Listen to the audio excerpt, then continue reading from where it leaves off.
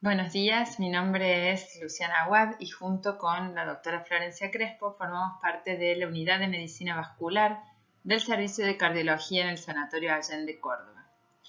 Hoy voy a hablarles sobre la ecografía Doppler venosa de miembros inferiores, específicamente en el diagnóstico de trombosis venosa, tanto profunda como superficial.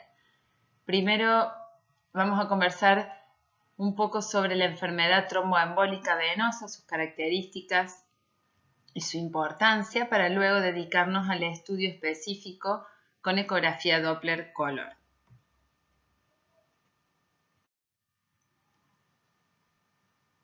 Hablamos de tromboembolismo venoso porque es una única enfermedad que presenta dos manifestaciones clínicas: la embolia de pulmón y la trombosis venosa.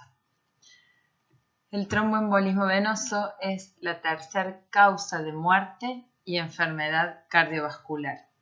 Y lo más importante es que del total de los pacientes que presenta trombosis venosa profunda, solo un 30% van a presentar embolia pulmonar sintomática y hasta un 60% pueden presentar embolia pulmonar asintomática, por lo que es importantísimo sospecharlo para poder estudiarlo y detectarlo. En esta diapositiva podemos ver la mortalidad anual en Europa y las diferentes causas. Fíjense que en la izquierda podemos observar que más de 500.000 muertes anuales son causadas por tromboembolismo venoso. El resto de las causas, entre las que encontramos cáncer de mama, cáncer de próstata, accidentes de la vía pública y HIV, ninguna individualmente supera las 100.000 muertes anuales. La diferencia es enorme y de aquí la importancia en poder detectar y tratar a tiempo el tromboembolismo venoso.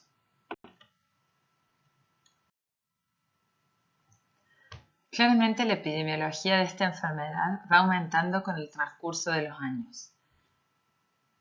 Alrededor del año 2002 afectó a un poco más de 0,5 millones de personas, hablando siempre de adultos mayores de 18 años.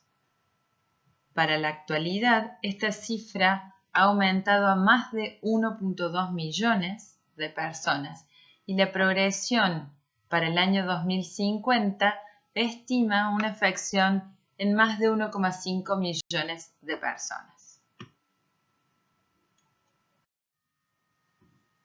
Vamos a revisar rápidamente los mecanismos de trombogénesis.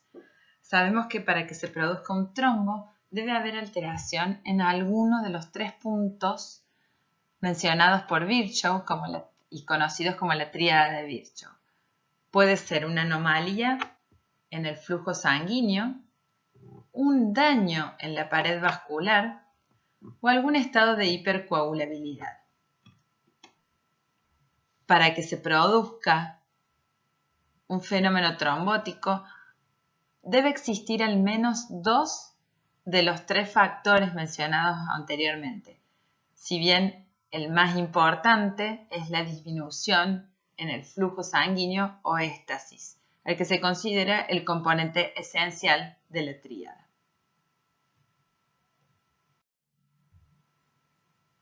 En este esquema podemos ver los distintos mecanismos de trombogénesis de acuerdo a la tríada de Virchow y cada uno con sus causas predisponentes. Si hablamos de éstasis venosa, las causas más frecuentes son inmovilización, viajes prolongados de más de 6 horas en cualquier medio, la congestión venosa, que puede o no estar asociada a insuficiencia venosa, la obesidad o sobrepeso y el embarazo, en el cual se produce compresión de las venas pélvicas y éstasis venosa desde la región pélvica hacia la distalidad. En cuanto al daño vascular, este puede ser producido por una cirugía directa o por procedimientos endovasculares, por traumatismos, por daño endotelial directo o por la presencia de trombosis venosa previa. Si hablamos de los estados hipercoagulables, estos pueden ser causados por déficit de inhibidores que pueden ser congénitos o adquiridos, neoplasias que pueden no haber sido detectadas al momento de la trombosis, estrógenos exógenos consumidos por reemplazo hormonal o por terapia anticonceptiva, el embarazo con secreción de estrógenos, cirugías y sepsis. Cuando tenemos conjunción de los tres componentes de la tríada de Virchow, hay alto riesgo de tromboembolismo venoso. Cuando solo hay dos de estos factores, ya sea éstasis más daño vascular o daño vascular más hipercoagulabilidad o hipercoagulabilidad y éstasis venosa, el riesgo de tromboembolismo es moderado. Si solo tenemos uno de estos componentes alterados, el riesgo para trombosis o tromboembolismo es bajo.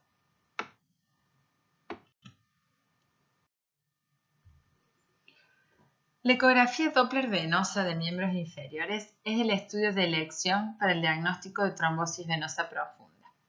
¿Por qué? Porque es un método sencillo y no invasivo, fácil de reproducir y tiene una alta sensibilidad mayor al 90%, con una especificidad del 95% en el diagnóstico de trombosis venosa profunda sintomática. Para el diagnóstico de trombosis venosas proximales la sensibilidad es del 97%, pero para las trombosis distales infrapatelares la sensibilidad disminuye a menos del 75%.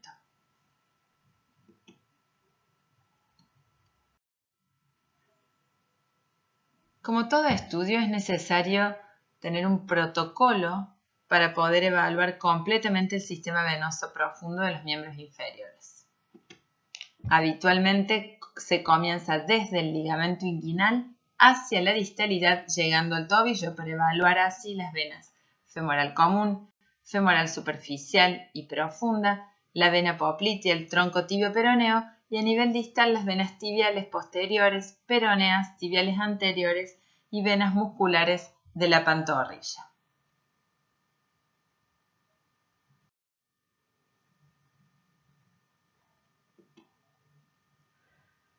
¿Cómo realizamos el estudio?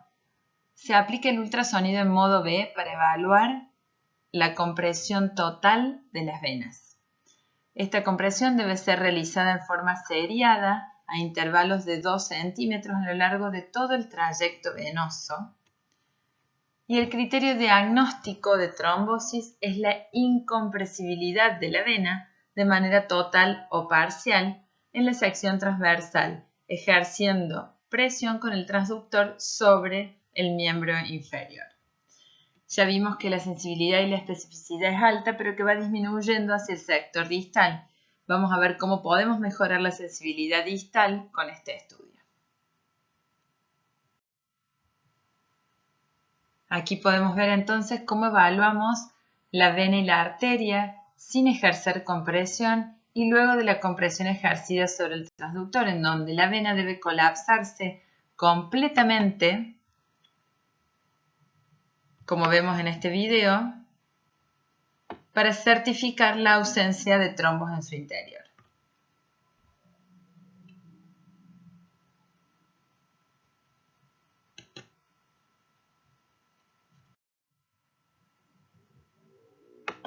En este video podemos ver la arteria femoral superficial y la vena. La misma se comprime completamente con la compresión ejercida por el transductor. Esto certifica la ausencia de contenido en su interior, la ausencia de trombosis.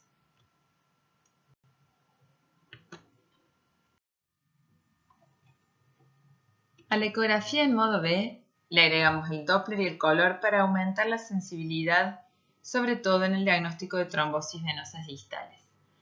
Al criterio de compresibilidad en modo B le sumamos el análisis de flujo, tanto con señal color como Doppler. La presencia de flujo espontáneo y modulación respiratoria o con maniobras de compresión distal certifican la permeabilidad de dicha vena.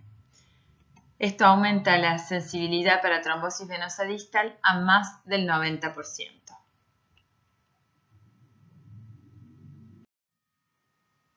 Teniendo entonces los criterios claros para detectar trombosis en ecografía Doppler, vamos a comenzar nuestro estudio con referencias y reparos anatómicos desde lo proximal a lo distal. Vamos a comenzar el estudio con el paciente en decúbito dorsal en la camilla, con el muslo ligeramente en abducción, en rotación externa, y utilizamos sondas de altas frecuencias entre 5 y 7,5 MHz. Actualmente contamos con transductores de amplio espectro entre 4 y 12 MHz que nos permiten una mejor visualización. ¿Qué hacemos? Ubicamos la vena femoral común y la arteria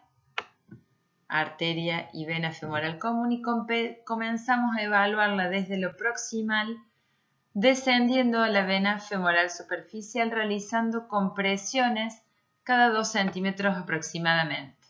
En este esquema podemos ver cómo debemos evaluar la vena desde lo proximal hacia el canal de Hunter.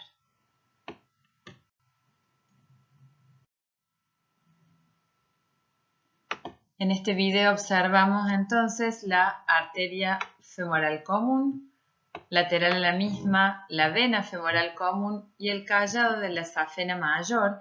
Incluso podemos llegar a ver la válvula ostial. Esta es una vena femoral normal con colapso completo ante compresión y contenido hipoecogénico en su interior, porque no vemos la presencia de trombos.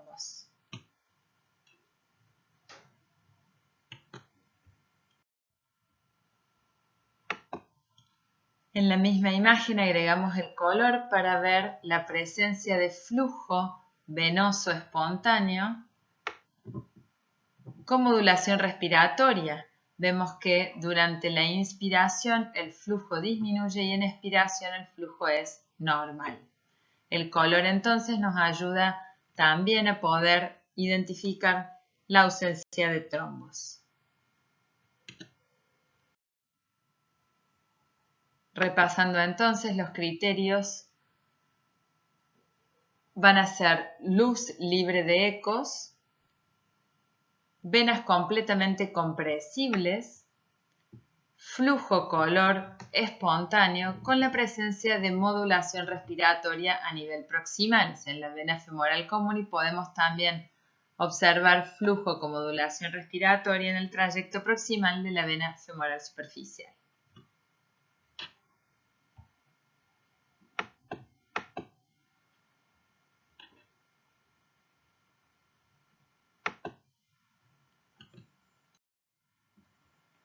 Al agregar Doppler, podemos ver la presencia de flujo espontáneo en la vena femoral común, en la expiración, en inspiración ausencia o colapso completo del flujo.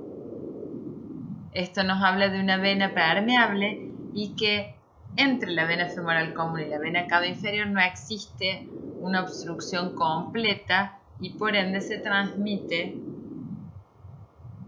la modulación respiratoria.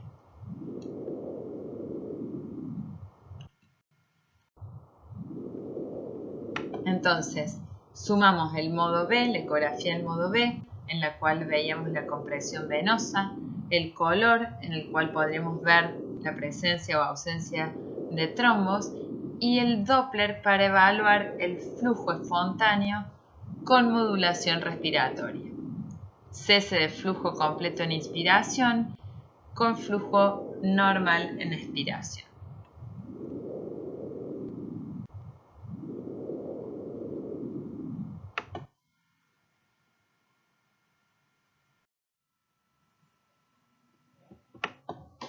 Luego continuamos con la vena femoral superficial, que se sitúa por debajo de la arteria. Podemos hacer cortes transversales o longitudinales. En este caso vamos a ver, como es a nivel proximal, el flujo color con modulación respiratoria espontánea, presencia de flujo en expiración y ausencia en la inspiración. Y aquí vemos lo mismo, ya en el tercio medio de la femoral superficial.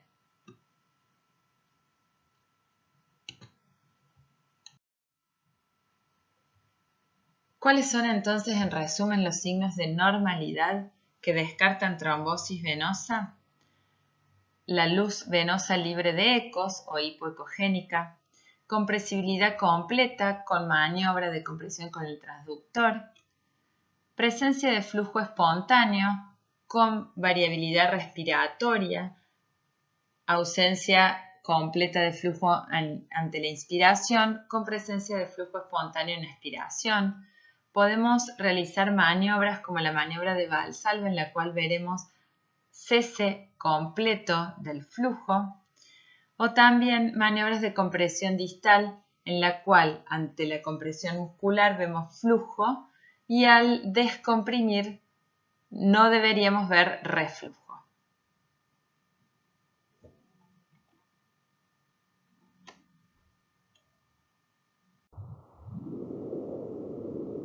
Este es otro paciente en el que evaluamos la vena femoral común completamente compresible.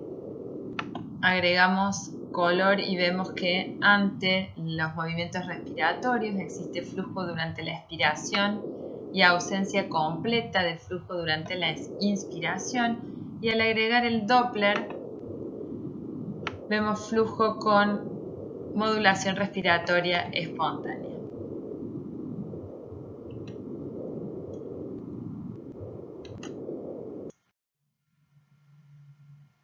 Una vez evaluado el eje femoral, continuamos con la evaluación de la vena poplitea. Aquí podemos poner al paciente en dos posiciones diferentes, o en decúbito dorsal con la rodilla ligeramente flexionada, o en posición sentado frente a nosotros con las piernas colgando hacia abajo, como vemos en esta imagen. Esta posición es la que preferimos habitualmente porque de esta manera las venas distales se ingurgitan y podemos verlas más fácilmente. Utilizamos la misma sonda que para el eje femoral y buscamos puntos de referencia. Para encontrar la vena poplitea buscamos primero la arteria que vemos más fácilmente y esta se sitúa inmediatamente por encima. En este video podemos ver entonces la arteria poplitea y por encima o por arriba más superficial la vena.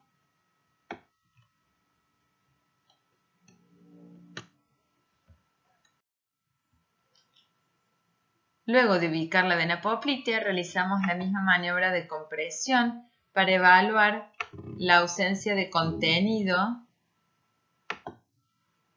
en dicha vena. Aquí vemos compresión completa de la vena con el transductor.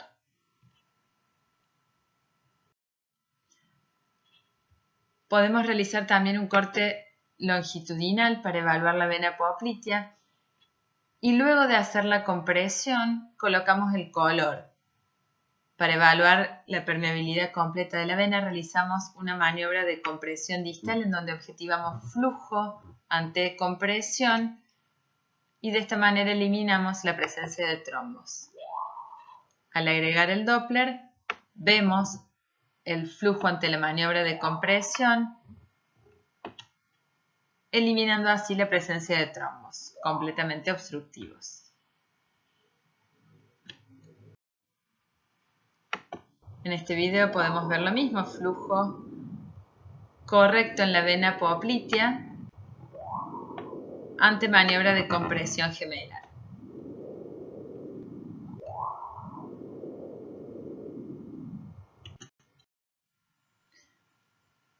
En este caso vemos la vena poplitea,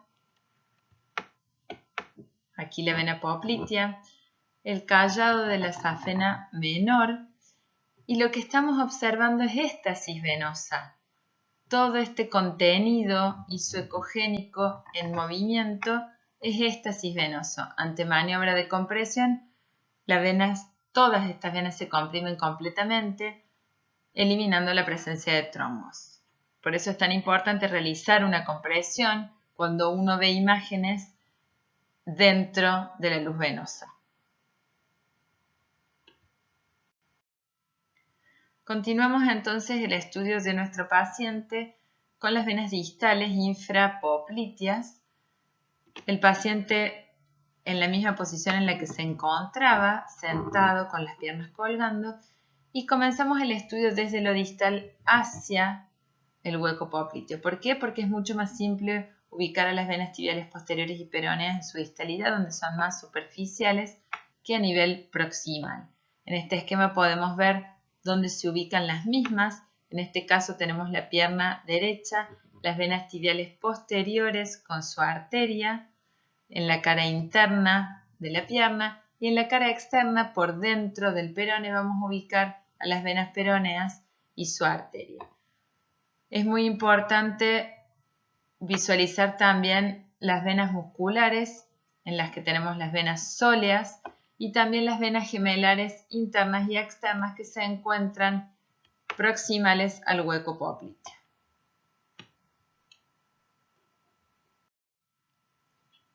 Para ubicar entonces las venas peroneas, proyectamos nuestro transductor desde la región posteroexterna de la pierna en diagonal para poder visualizarlas. Aquí encontramos la arteria peronea al centro y sus dos venas acompañantes. Vemos que se comprimen completamente con el transductor.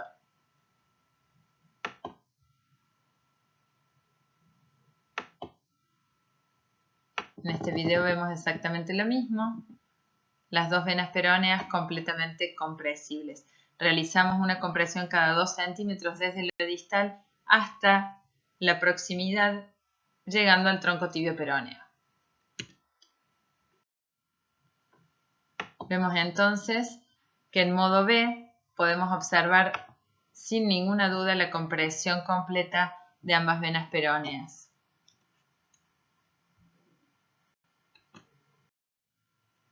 Para la evaluación de las venas tibiales posteriores, situamos nuestro transductor en la región posterior interna de la pierna, en el tercio distal, y ubicamos fácilmente las venas tibiales posteriores, que son más superficiales que las venas peroneas y acompañan igualmente la arteria. Realizamos la misma compresión cada 2 centímetros, ascendiendo hasta el tronco tibio peroneo.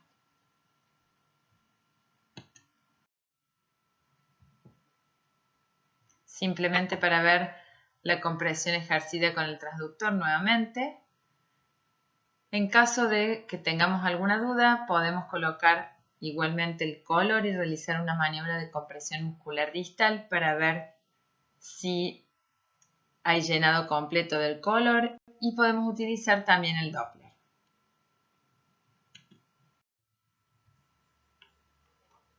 Tenemos entonces criterios diagnósticos en ecografía para trombosis venosa. Dentro de los criterios diagnósticos tenemos signos directos y signos indirectos. Los signos directos son claramente la visualización del trombo dentro de la luz venosa, que puede verse iso o hiperecogénico, y en caso de ser agudo, hipoecogénico. Y la ausencia de colapso venoso cuando se realizan maniobras de compresión extrínseca sobre dicha vena. Los signos indirectos son la ausencia de color espontáneo o tras maniobra de compresión muscular distal, la ausencia de señal Doppler espontánea con modulación respiratoria en el interior de la luz venosa, la ausencia de la variación del flujo con inspiración y expiración inducidas o forzadas, y el relleno incompleto del color con colapso incompleto de la vena en el caso de presencia de trombos parciales y no completamente obstructivos. En esta fotografía vemos la vena femoral superficial, que tiene contenido isoecogénico en su interior, y al agregar el color observamos pequeño desfiladero de flujo color, por lo cual identificamos entonces un trombo parcialmente obstructivo. En este caso observamos la vena poplitea, que tiene contenido isoecogénico en su interior o hipoecogénico. Al agregar el color vemos que existen pequeños desfiladeros de flujo superior e inferior y clasificamos así el trombo como parcialmente obstructivo. No existen muchos consensos sobre cómo realizar la ecografía Doppler para el diagnóstico de trombosis venosa de miembros inferiores.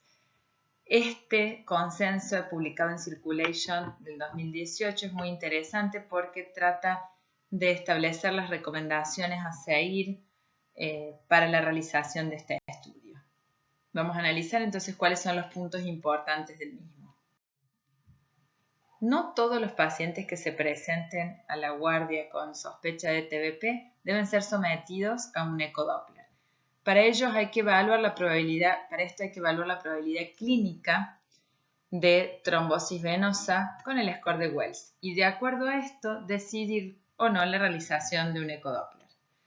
Todos conocemos el score de Wells, hay distintas características clínicas que aportan un puntaje, la presencia de cáncer activo, parálisis, paresia o inmovilización de miembros inferiores, reposo o inmovilización previa en los últimos 3 días o cirugía mayor en las últimas 12 semanas, dolor localizado en el trayecto de las venas profundas, tumefacción en la pierna o una pierna completa hinchada, asimetría de un miembro con un aumento del perímetro de la pantorrilla de más de 3 centímetros con respecto al lado contralateral, edema en la pierna sintomática, presencia de circulación colateral en venas superficiales y antecedente de TBP documentada previamente. Todos estos puntos suman 1 cada uno al puntaje. Y si tenemos algún diagnóstico alternativo, tan probable como el de TBP, restamos 2 puntos. De acuerdo a esto, todo puntaje de más de 2 indica probabilidad de TBP y menor de 2, poca probabilidad del mismo. Cuando el paciente presenta 2 puntos o más, debe ser sometido a un ecodoppler venoso para el diagnóstico.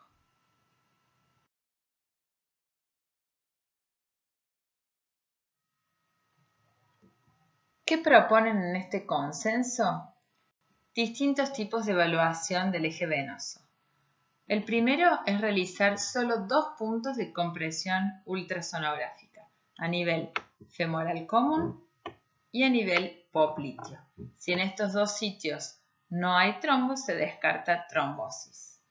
El segundo es una compresión extendida desde la vena femoral hasta la vena poplitea, sin evaluar las venas distales. La tercera opción es compresión completa extendida desde la vena femoral común hasta las venas surales, tibiales y peroneas. Y por último, a la compresión extendida desde la vena femoral común hasta las venas distales se le agrega el Doppler y el color para aumentar la sensibilidad. Ellos proponen cualquiera de estos esquemas para la evaluación de la trombosis venosa profunda. Los hallazgos en la ecografía nos permiten clasificar a la trombosis en 2 grandes grupos, de acuerdo al tiempo de evolución, aguda o crónica. Es muy difícil determinar en ecografía un tiempo exacto de evolución de la trombosis, pero sí podemos caracterizar el trombo de manera aguda o con cambios crónicos. Vamos a analizar las distintas características que nos permiten definir estos 2 grupos. En cuanto a las características del trombo, su ecogenicidad y su homogenicidad nos van a permitir dividir en TBP aguda cuando el trombo es hipoecogénico y homogéneo, tiene mucho contenido trombótico, y cuando es más ecogénico, heterogéneo, más blanco en su interior por contenido fibrótico o cálcico, hablamos de cambios crónicos o postrombóticos.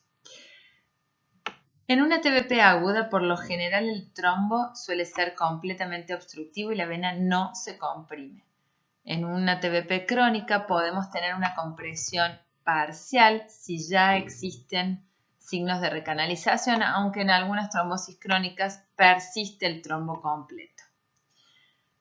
El calibre de la vena es algo determinante en una trombosis aguda o crónica, ya que en una trombosis aguda la vena se dilata y su calibre se encuentra aumentado en la mayoría de los casos. En las trombosis crónicas, las venas comienzan a atrofiarse y su calibre se encuentra disminuido o reducido.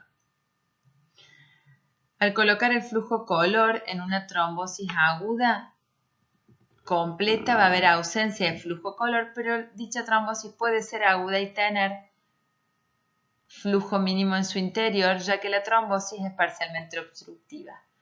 Lo mismo puede suceder en una trombosis crónica, todo depende si la misma se ha recanalizado o no. El flujo va a estar ausente cuando no está recanalizada y va a ser variable de acuerdo al grado de recanalización. El espectro Doppler, cuando la trombosis es aguda, suele estar ausente porque suele ser completa y en caso de trombosis crónica va a depender de la recanalización. Podemos tener flujo con o sin modulación respiratoria de acuerdo al grado de repermeabilización de la misma. También podemos observar secuelas, llamamos secuelas a la presencia de sinequias intraluminales, que son restos fibróticos en la vena, que habitualmente llamamos secuestros cálcicos o secuestros trombóticos. Estas fibrosis se ven generalmente hiperecogénicas y adheridas a la pared venosa. En las trombosis crónicas con recanalización es importante determinar el daño valvular que tiene la vena, evaluando la presencia de reflujo venoso profundo, tanto con maniobras de compresión gemelar o a nivel proximal con maniobras de Valsalva. Entonces determinamos características típicas para trombosis venosas agudas y crónicas. Es muy difícil hablar en ecografía de un trombo subagudo, porque puede ser realmente un término muy confuso. Tenemos signos en el trombo, en los cambios de apariencia, de ecogenicidad del trombo, que pueden hacernos pensar en un trombo subagudo, pero la evolución puede ser desde una semana hasta 6 meses. Por esto es que siempre decimos que no podemos determinar tiempos exactos de trombosis. Sí podemos utilizar este término subagudo si existe una ecografía Doppler previa con un trombo agudo hipoecogénico completamente obstructivo y luego realizamos un seguimiento en el cual vemos cambios en la ecogenicidad de ese trombo y en la repermeabilización de la vena. En estos casos sí podemos hablar de trombos subagudos. En este caso vamos a ver la vena femoral común, femoral superficial y profunda, la arteria por arriba de la misma, y vemos que tiene contenido iso e hipoecogénico, la vena se encuentra francamente dilatada, podemos hablar en este caso de una trombosis venosa aguda.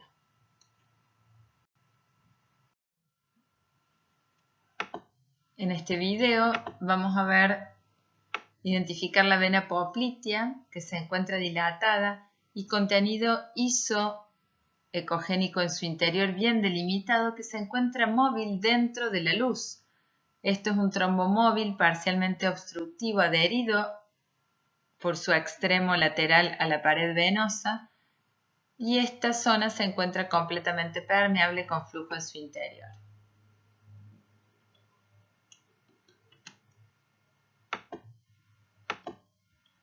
En este caso, la misma vena en un corte longitudinal donde podemos apreciar claramente este pedículo móvil del trombo que se encuentra adherido por un extremo a la pared venosa. Esto es altamente embolizante, tiene un alto riesgo de embolización.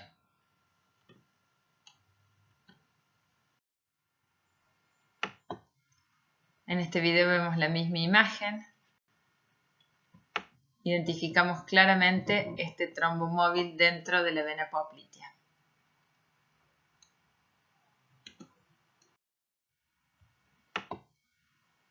Aquí vemos arteria femoral superficial, la vena por debajo que tiene contenido iso e hiperecogénico en su interior. Esta vena no se encuentra dilatada, su calibre se encuentra disminuido y ante maniobra de compresión distal vemos un desfiladero de flujo, por lo cual podemos decir que esto es un trombo crónico parcialmente recanalizado. Aquí vemos otra vena femoral, la arteria femoral superficial por arriba, la vena por abajo que se encuentra completamente atrofiada con contenido hiperecogénico en su interior, sin flujo ante maniobra de compresión distal. Ese es un trombo crónico no recanalizado. En este caso, la misma vena que vimos en la imagen anterior, completamente trombosada, de aspecto crónico, atrofiada. Y si vamos más abajo, vamos a ver la vena poplitea, que tiene contenido en su interior heterogéneo, hiper e isoecogénico. La vena se encuentra de calibre normal, es un trombo en evolución.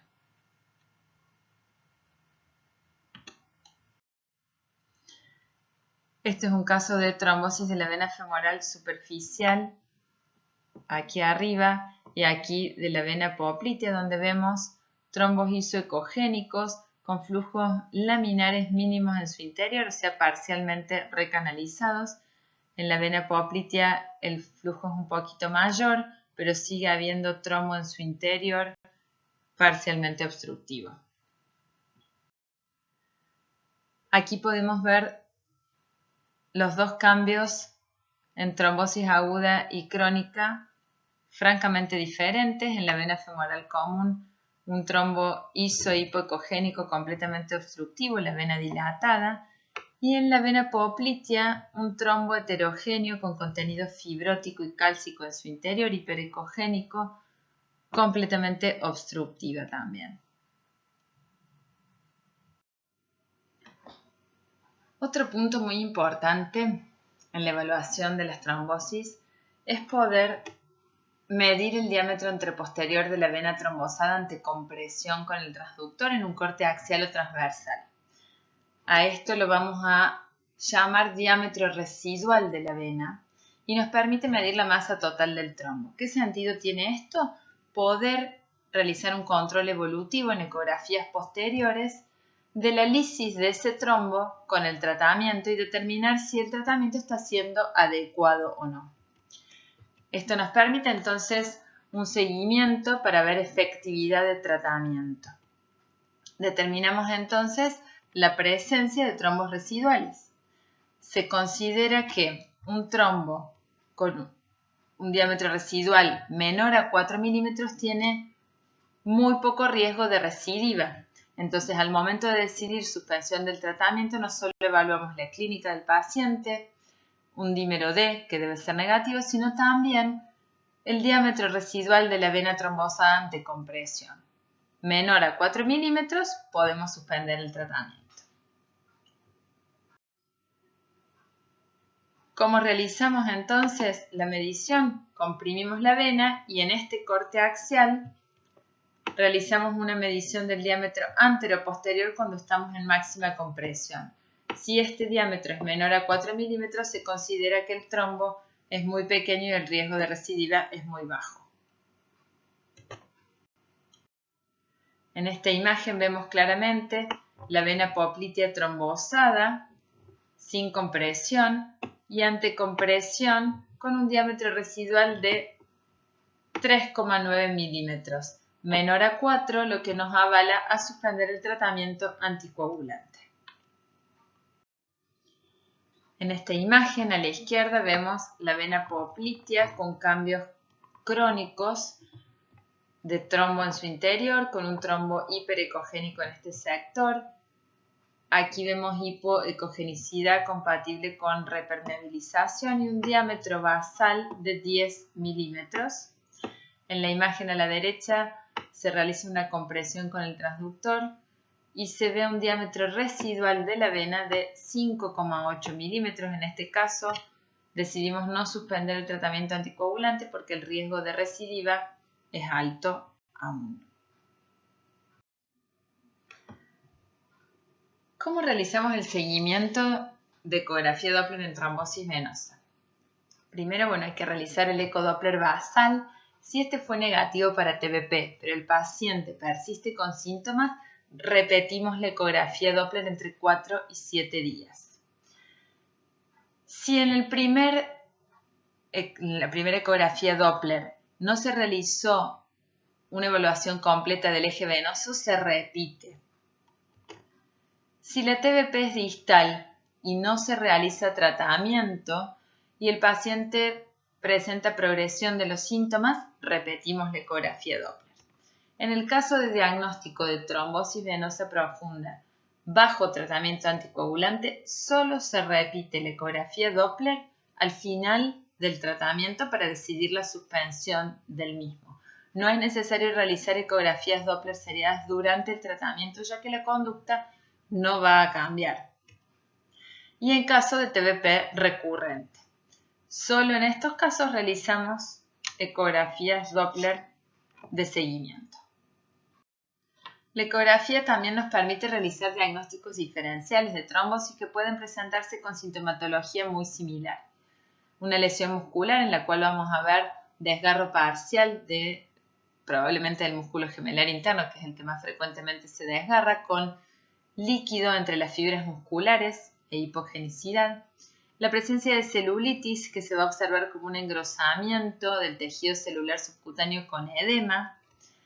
La presencia de un quiste de Baker que puede estar roto, que es una colección líquida que se sitúa entre el gemelo interno y el semimembranoso, que conecta directamente con la cápsula de la articulación. Ante la ruptura del mismo, el líquido puede extravasar a todo el músculo gemelar y producir un dolor intenso, por lo cual suele ser un diagnóstico diferencial probable de la trombosis venosa.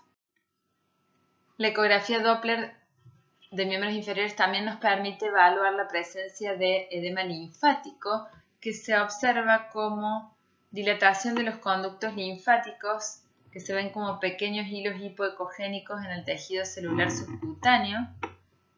Los conductos linfáticos normalmente son virtuales y no deben visualizarse. Voy a decirles un par de palabras sobre la trombosis venosa superficial. Estas trombosis también pueden presentarse como trombosis agudas o cambios crónicos y van a afectar a las venas safena mayor y safena menor, pudiendo comprometer el callado o la unión safeno-femoral, en donde debemos evaluar bien si el trombo o la cabeza del trombo se sitúa flotando sobre la vena femoral o la vena poplitea para evitar la progresión al sistema venoso profundo. Hay que determinar la localización y la extensión de las trombosis. Las trombosis infrapatelares tienen menos riesgos de progresión. Las trombosis suprapatelares pueden progresar al sistema venoso profundo. Determinar la extensión a colaterales y sobre todo el compromiso de perforantes, ya que una perforante trombosada puede propagar la trombosis al sistema venoso profundo. En esta imagen observamos una vena safena interna que presenta trombo iso e hipoecogénico en su interior, de características agudas. Y en este caso vemos un trombo más heterogéneo con fibrosis en la periferia e hipogenicidad en la zona central. Hablamos de una vena que presenta un trombo crónico. Con esto damos por finalizado el tema. Muchísimas gracias por su atención.